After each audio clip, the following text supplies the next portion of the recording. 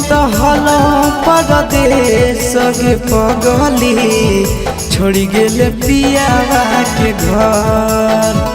हमें तो हलो परदेश गे पगली छोड़ी गेले पियावा के घर।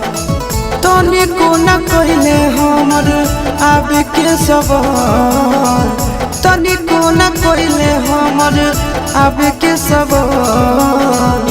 हमें तो हलो परदेश गे पगली छोड़ी गेले पियावा के घर।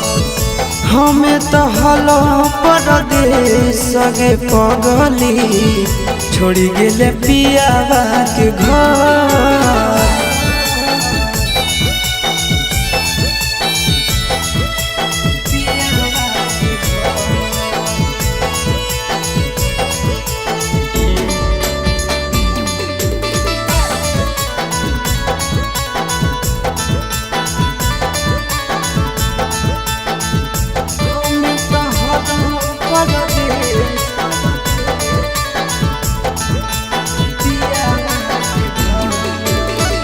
जे कहनी तोहर मानो हलियो बात गे, कहल कि सातो जना छोड़बो ने साथ गे।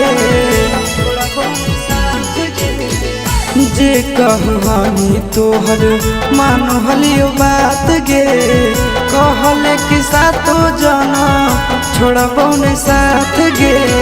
कैसे नहीं लैलो तोरा याद गे हमार, कैसे नहीं अइलो तोरा याद गे हमार।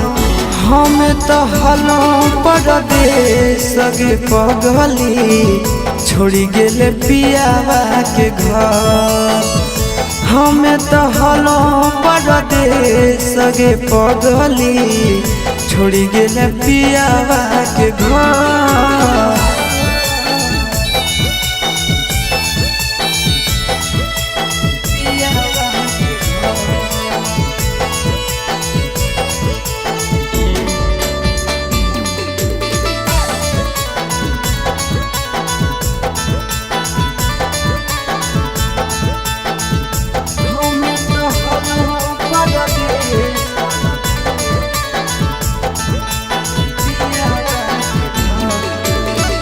संदीप गिरीश बतलिको शादी के खबर गे, ससुरा में खुश रही हो दुआ हो हमार गे। संदीप गिरीश बतलिको शादी के खबर गे, ससुरा में खुश रही हो दुआ हो हमार गे।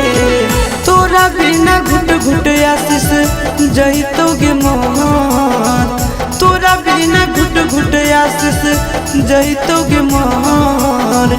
हमें तो हलो परदेश गे पगली छोड़ी गेले पियावा के घर।